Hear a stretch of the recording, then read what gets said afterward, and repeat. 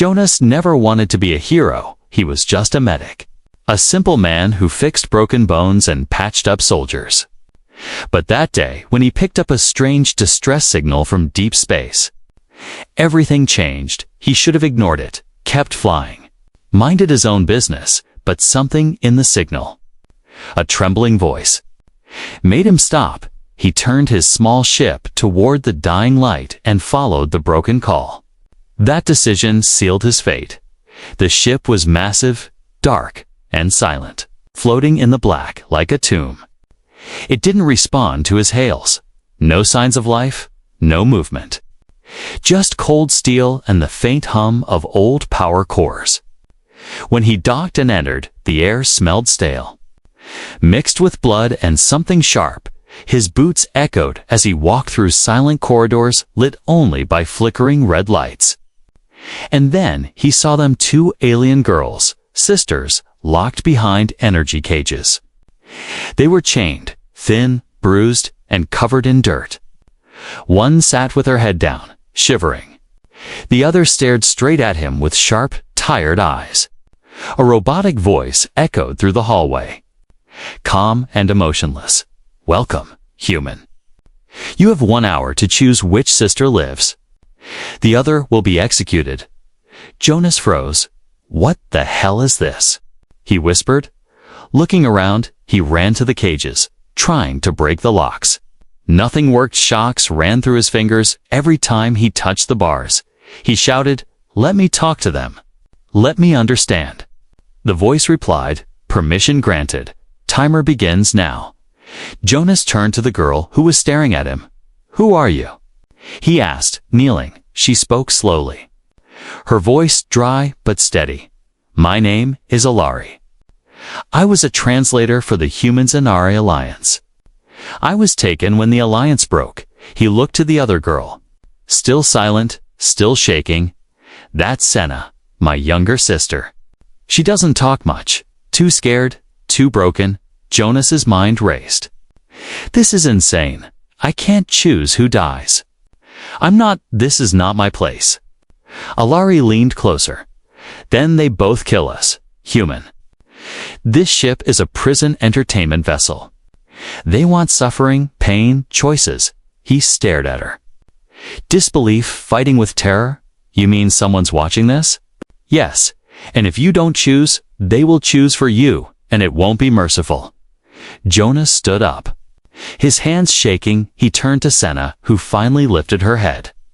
Her eyes were wide, filled with tears, but she didn't speak. She just looked at him like he was a ghost. Like maybe, just maybe, he was hope. "Why are you here?" he asked her softly. She blinked, lips trembling. Then looked down again, silent. The clock above their cages ticked down. 50 minutes left. Jonas backed away, heart pounding in his chest. He found a console nearby, tried to access any logs or security files. Most were locked or corrupted, but he saw a file labeled Live Test Number 472 Human Selection. He clicked it, and the screen showed past recordings of others. Humans screaming, begging, choosing. Some picked wrong, some picked too late. All ended badly. This wasn't just a prison, it was a game. A nightmare. Jonas felt sick. He turned back to the girls. And now, both were watching him. Alari said, "You have to choose, or the system will punish us all. But how do I know who's telling the truth?" Jonas cried. Alari said calmly, "You don't. You trust your instincts. Your heart." The room felt colder now. Like the air itself was judging him. He walked toward the cages again, staring into both pairs of eyes, one filled with strength, the other with fear. He whispered, "I don't want to be part of this." But the robotic voice returned. Louder this time. 40 minutes remaining. Jonas looked around the dead ship. The broken screens, the dirty floor, the chains. He was no soldier, no judge, no executioner. But for some cruel reason, the universe had chosen him to decide. And as much as he hated it, the choice had to be made. Unless there was another way. Unless he found it fast. Because time was running out, and 2 lives hung in the balance. Jonas sat on the cold metal floor, head in his hands. The echo of the countdown haunted every second. 38 minutes remaining, the voice had just said. He needed answers, fast, and there was only one place to start. He stood and walked back to the first cage, the one holding the older sister. Alari, she stood now, eyes locked on him, as if she'd been waiting for this moment. Her body was bruised, but her voice was clear. "Good, you came back. Now listen." "I can help you," Jonas narrowed his eyes. "You said you were a translator." She nodded. "I was part of the Terrancenari Peace Initiative. I translated for humans and the Council." Helped smooth talks, her voice carried both pride and pain. But when war came, they turned on us, called me a traitor for not choosing a side. Jonas frowned. "And your sister?" Alari's jaw tightened. "She was just a child then, scared and helpless. I did everything to protect her, but in here, weakness is punished." She couldn't adapt. He leaned closer. "What do you mean?" She gave up, Jonas. She stopped trying to escape. To fight back, she cries in the dark, doesn't talk to anyone. Even me sometimes. I know it sounds cruel. But if you choose her, she'll die anyway. Just slower, her voice dropped low. "Serious? But me? I've worked inside this ship. I've mapped its weaknesses. I can get us out of here. But I need you to trust me, to pick me." Jonas stared into her golden eyes. They burned with intelligence and determination. But something about her calmness unsettled him. How could she be so composed in a death sentence? "I don't understand something," Jonas said. "If this is a game, if someone's watching, how are you so calm?" Alari didn't flinch. "Because I've been through worse." "Jonas, I've been tortured, drugged, interrogated for weeks.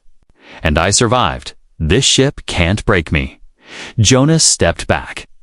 His mind racing, Alari moved closer to the energy bars. Lowering her voice, "I know where they keep the real control switch. The one that overrides the cages. They want you to pick one of us, but you can break their game. With me, pick me, and we both live." He wanted to believe her. She spoke like a soldier, not a liar, but her words were sharp.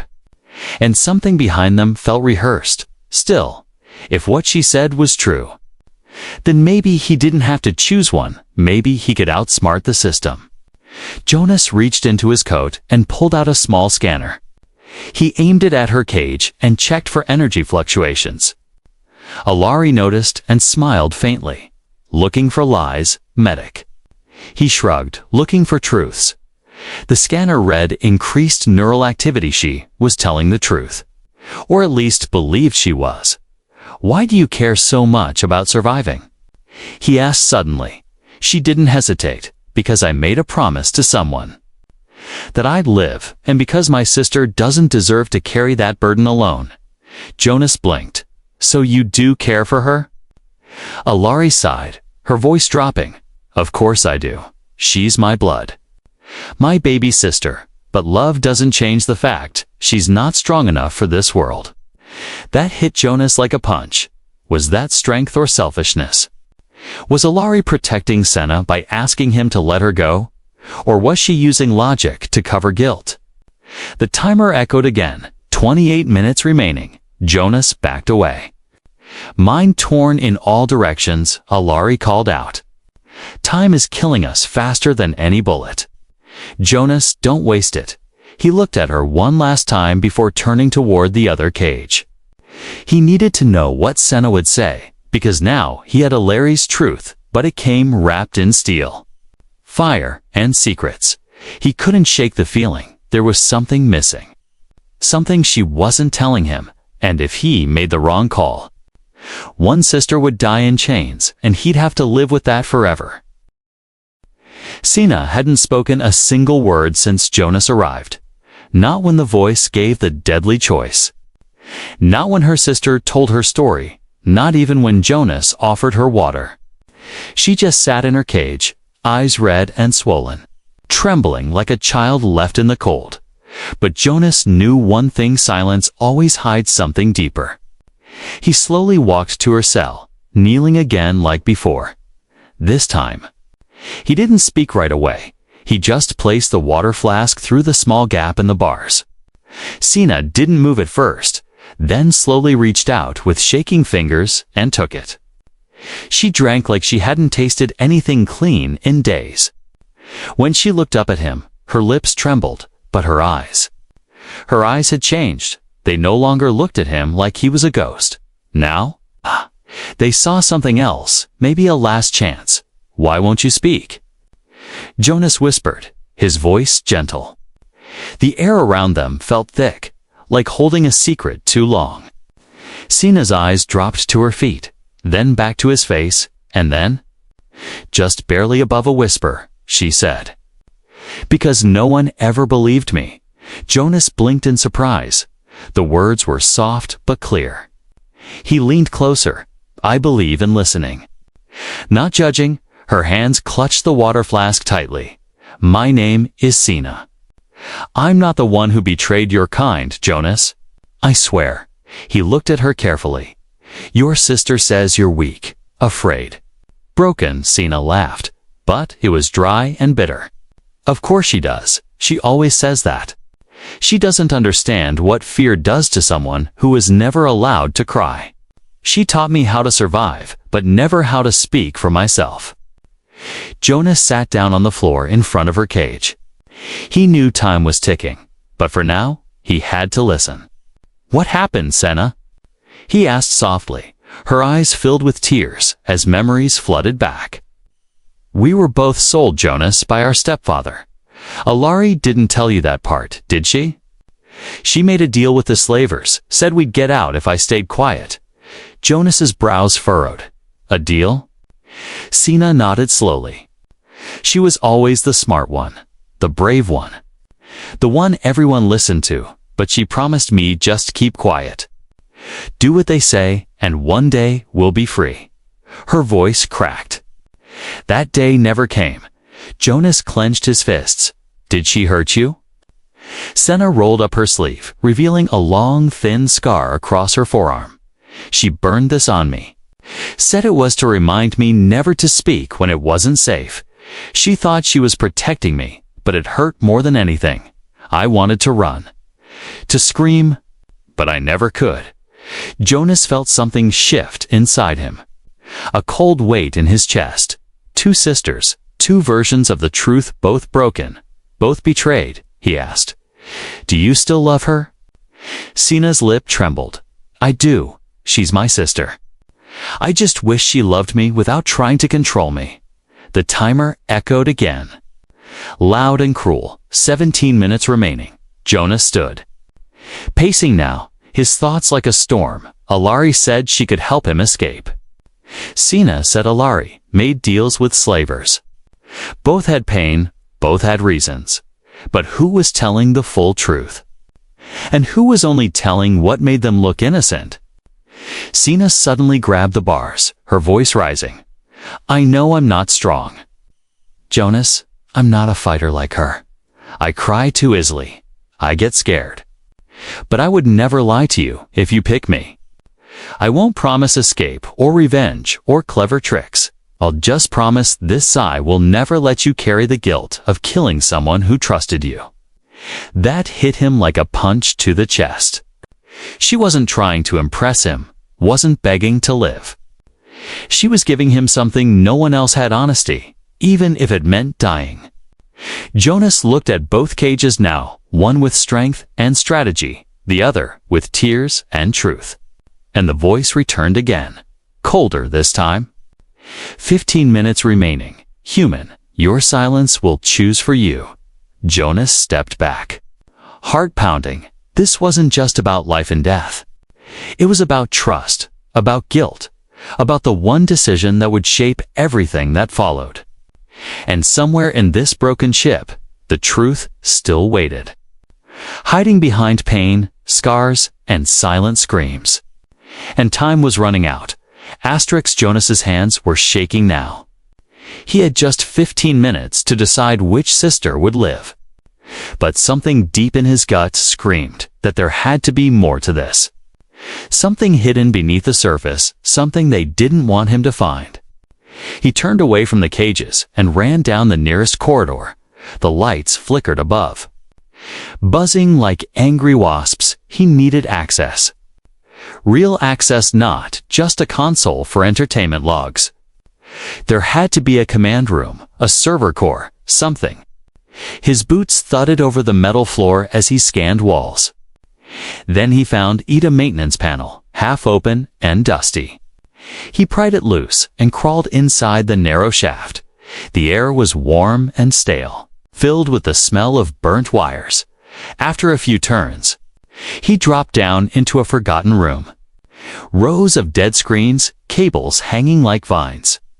And one console still blinking green. He powered it up, hoping it wouldn't trigger any alarms. System authorized human biosign detected. The screen came to life, revealing a strange interface filled with alien letters and corrupted data. But Jonas had worked with linguists before he knew some code patterns. He began translating quickly, line by line. And what he found made his stomach twist. File name: Test Series HFC 312 Human.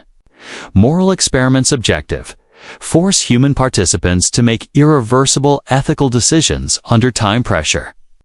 Result: increased entertainment value for off-world viewers by 317%. Viewer count: 987,140. Live. Jonas's throat went dry. They weren't just watching, they were enjoying it. He clicked deeper, searched for anything with Alari or Senna's names, and then he found two profiles. Subject A11, Alari Vec. Translator, intelligence level, HIGH. Risk factor, moderate. Subject B11, Senna Vec. Civilian, intelligence level, medium. Risk factor, none. But Alari's file was different. Parts were restricted, hidden even from standard admin view. Jonas tried to override, fingers flying across the interface. A warning flashed. Tampering will trigger failsafe protocol. Auto-terminate both subjects. He froze. Heart racing. He couldn't risk it, not without knowing how to stop the execution system first. He searched another directory, looking for system-level logs. Then something strange caught his eye. A blinking line labeled Private Message flagged for human only. He clicked it. The screen flickered, and a black window opened with a short message. If you choose either sister, the system will execute the other and begin round 2. But if you choose neither, both will be killed instantly. There is only one way to break the loop: refuse the question completely and shut the show down. Jonas stared at the screen. Refuse the question. Was that even possible? The message continued. There is a secret switch in the core chamber, locked behind a biometric scanner. Only a human can access it. It will fry the entertainment grid, but it's one use only. Find it, or watch them both die suddenly. The overhead speaker crackled again. 10 minutes remaining, but this time there was something different in the voice. It sounded rushed, irritated. Maybe, just maybe, someone knew Jonas had found something. Someone watching didn't want him to shut the system down. He grabbed a broken map off the wall and searched for the core chamber. A small red dot glowed near the bottom deck of the ship beneath the cells. Jonas ran, every second ticking like a hammer in his ears. As he reached the maintenance crawlspace again, static echoed behind him. He paused, then heard it: whispers, soft, echoing voices from the walls. Choose her, choose her, choose her. They kept repeating in many tones, alien and human. It wasn't just a show, it was a mind trap designed to push him to pick. He bit his lip and crawled faster. His palms were bloody from scraping metal. He dropped into the core level. And there it was, a round door with a red light pulsing like a heartbeat. Above it, a sign, Biometric ACCE's human key required. He stepped forward and placed his hand on the panel. The system scanned it, then hissed open, revealing a small black terminal with a single red button. Beside it, words etched in alien glyphs and below. A translation, system collapse, trigger 1 press. No return. Jonas hesitated. If he pressed this, the ship's entertainment grid would shut down. Maybe the cells would unlock, maybe not. Maybe he'd kill the sisters anyway. But if he did nothing, he'd be choosing death for at least one of them. Maybe both. The real choice wasn't between Alari and Sina. The real choice was, play the game or destroy it, and he was running out of time. 7 minutes remaining. The voice boomed. Louder than ever, he turned. Ran back toward the cages. He needed to see their faces again before deciding. But in his heart, he already knew he wouldn't play their twisted game. Not today, because sometimes the only winning move is refusing to play at all. Jonas ran through the metal halls, his breath ragged. The echo of the countdown haunted every step. 6 minutes remaining, the voice said again. Colder than before, but Jonas didn't slow down.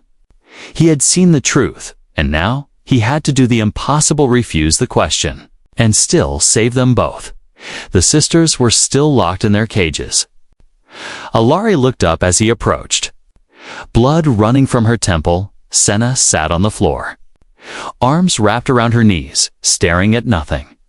Jonas rushed to the nearest control panel beside their cells and connected his scanner. The console blinked red, then green. As he patched into the execution system, Jonas. Alari called out, "What did you find?" "I found their game," he shouted, sweat dripping down his face. "This whole thing, it's not about you or her. It's about pain. About making me destroy myself in front of an audience." He looked at both sisters, breathing heavily. "They want me to choose because it entertains them. But I'm not going to let them win." Alari stepped closer to the cage bars. Her voice sharp, "If you don't choose, we both die." Senna looked up too, her eyes full of panic. "Please, Jonas. Don't let them kill us." Jonas held up his hand. "I found something to shut down switch in the core chamber, but it's one use only. And I don't know what it will do to your cells." Alari's eyes narrowed. "You mean it might kill us anyway?" Jonas nodded. "Maybe, but it might also be the only real way out. The only way to end this sick game." The voice returned. Louder than ever, 4 minutes remaining, human. "Choose now or both will be eliminated." The pressure was building. The ship vibrating slightly as if reacting to his refusal. He looked into Alari's eyes, then into Senna's, 2 sisters. Both broken by this place, both shaped by fear and love. He wasn't their judge, he was their only chance.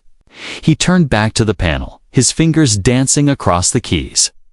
He rerouted what little energy was left in the power grid, directing it toward the core override system. Suddenly, alarms blared. Unauthorized access detected, initiating countermeasures. Jonas ignored it and ran back through the shaft toward the core chamber. The walls began to shake, sparks flying from overhead lights. The watchers were panicking. He was breaking the rules, and they didn't like that. He reached the black terminal, heart pounding. One red button, one decision, behind him. He could hear footsteps, machines, or something worse. They were coming for him now. He placed his hand on the scanner once more. The terminal beeped, lights flashing rapidly. A voice whispered from the machine itself. "Are you sure you want to end the simulation?" He closed his eyes, thinking of Alari's scarred strength, of Senna's quiet pain, and then he pressed the button. A deep rumble shook the entire ship. Panels exploded, screens shattered, and then silence. Jonas opened his eyes and ran back to the cells. Smoke filled the hallways, the red lights now flashing blue. The cages were still intact, but the energy fields were flickering. The system was dying. He reached Alari's cage, slammed his hand on the override click.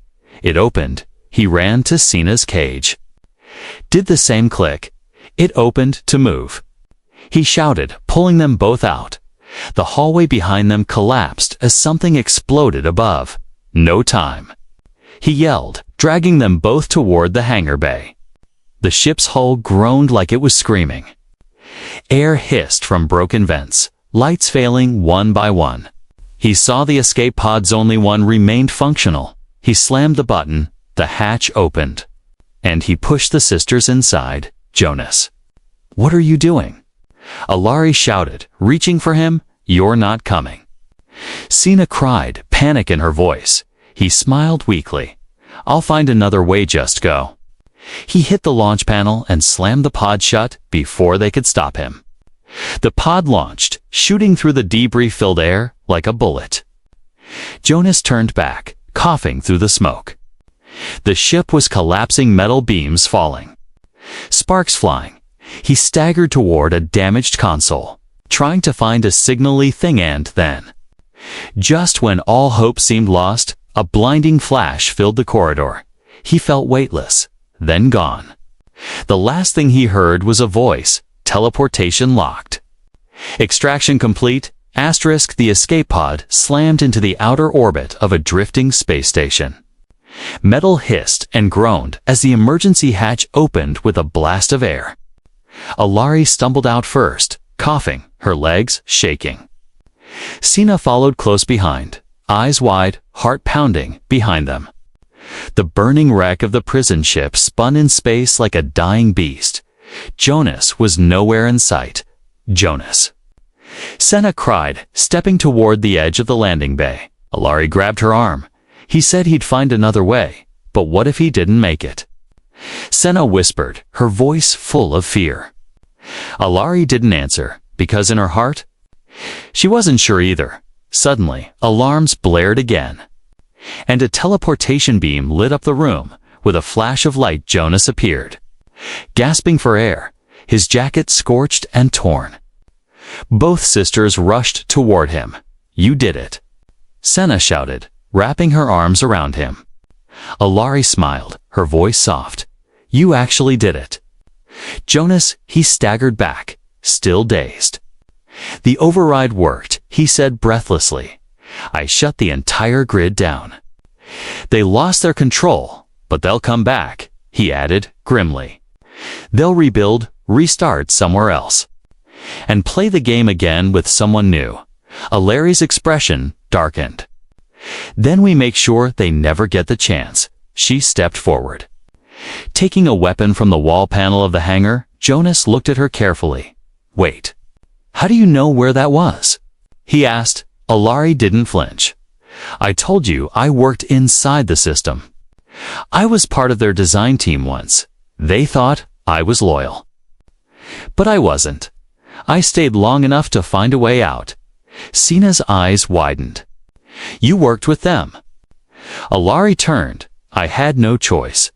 Senna, they would have killed us both if I didn't. But you lied to me, Senna whispered. Taking a step back, you said you were a translator. Nothing more. Alari's jaw tightened. I couldn't tell you the truth, not in there. Not with them watching. You were too soft, she added. Her voice sharp. You would have broken. Something inside, Senna snapped. I wasn't weak, she said, her voice trembling. I was scared. Because I thought you were the only person in the world who cared about me. But all this time, you were protecting your secrets. Not me. Jonas moved between them. Hey, stop, he said. Raising his hands, we made it out alive. Don't tear each other apart now. But it was too late. Senna had tears in her eyes. And Alari looked like a storm ready to break. You think I enjoyed lying? Alari hissed. I burned my hands trying to keep us alive. I sold pieces of myself to protect you. Sina's voice cracked. You burned me too. Her sleeve rolled back, showing the scar again. Alari's face fell, her voice softer now. I thought it would save you, but I see now. It broke you. Jonas turned, his voice low. This isn't saving Alari. This is survival through pain. You both suffered, but you never healed. There was silence, thick and bitter. Then Alari dropped the weapon. Her eyes filled with regret. "I didn't know how to love without hurting," she said quietly. "I thought strength was the only way to keep you safe." Sina stepped forward slowly. "You should have let me grow. Not lock me in your shadow. I never needed you to be a warrior. I just needed you to see me." Jonas watched the two sisters finally stand face to face, not as victim and protector, but as equals, wounded and raw, outside the window. The remains of the prison ship burned out in silence. But inside the station, the tension remained heavy. Suddenly, a transmission buzzed through the control panel. "Unidentified vessel detected approaching from Sector 12. Engines armed, not responding to hails, Jonas rushed to the panel. His fingers flying across the screen. "It's one of the broadcast ships," he said. "They're coming to erase the evidence. We have 10 minutes. Maybe less." Alari straightened. "Then we finish this together." She looked at Senna. Eyes no longer hard, but full of pain. "Will you fight with me?" Sina hesitated, then slowly nodded. For Jonas, yes. The three stood side by side, not as prisoner and medic, or warrior and sister, but as survivors ready to stop the monsters who fed on choices, pain, and betrayal. And this time, no one would be watching for entertainment, they'd be watching for justice. The enemy ship drew closer, its engines glowing like fire in the blackness of space. Inside the orbiting station, Jonas stood at the main console, hands tight on the edge. Senna and Alari stood behind him, silent but ready. No one spoke, because everyone knew what this was, the final moment. They were outnumbered, outgunned, and out of time. But for the first time, they weren't alone. Jonas turned around. "Looking at both sisters, we have one last chance," he said quietly. "There's a fusion core in the lower decks if we rig it. We can blow the station and take them out. But," he hesitated, "there's no escape if we do." Alari's eyes narrowed. "Then we die free, not chained." Senna stepped closer, placing her hand gently on Jonas's arm. "There has to be another way," she whispered. "There always is." But even as she spoke, the screen flashed red. "Warning. Incoming hostile lock. Weapons armed." 30 seconds to impact. Jonas looked between the sisters. One strong, one soft butt, both scarred by the same nightmare. He had spent his life saving others, patching wounds, stopping bleeding. But he couldn't save them from what the universe had already done. Alari grabbed the emergency toolkit from the wall, tossing a plasma torch to Jonas. "Come on, medic. Let's go down fighting." But before they could move, another alert flashed on the screen. Incoming jump signature. Unknown vessel. Human frequency detected. Jonas blinked. What? Suddenly, the screen lit up with a call. He pressed accept. A gruff voice came through, distorted but powerful. "This is Commander Rel of the Terran Blackwatch. We've intercepted your broadcast, preparing to neutralize hostile ship." "Stand by," Senna gasped. "They heard us." Alari's eyes widened in disbelief. "Someone finally heard us." Jonas smiled, tears in his eyes. "We're not alone anymore." Through the station window, a sleek Terran warship dropped out of hyperspace. Its cannons roared as beams of blue light tore through the enemy vessel. Explosions lit the sky, turning the Predator into burning debris. In seconds, it was over. The three stood frozen. The silence after the chaos louder than any explosion.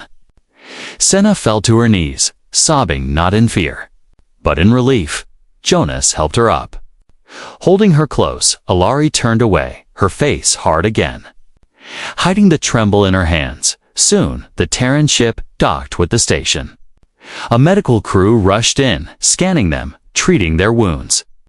A tall officer approached Jonas, eyes serious.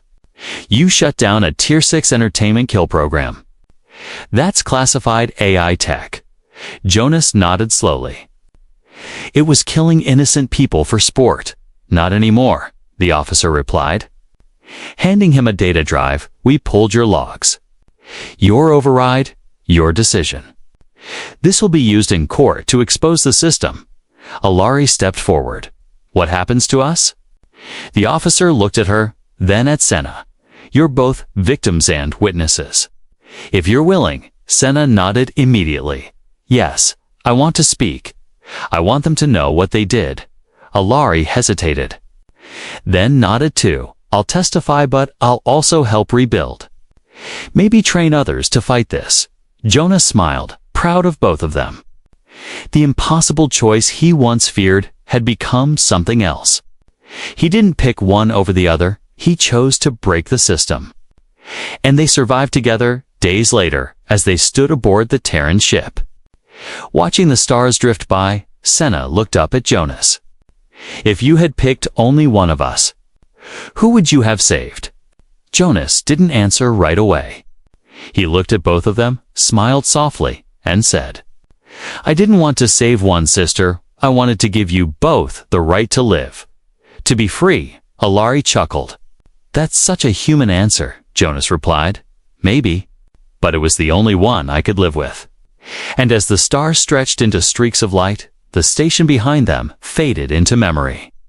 But their story of choice, pain, truth, and survival would echo across galaxies because one human refused to let the universe play God and gave two broken sisters a future worth living.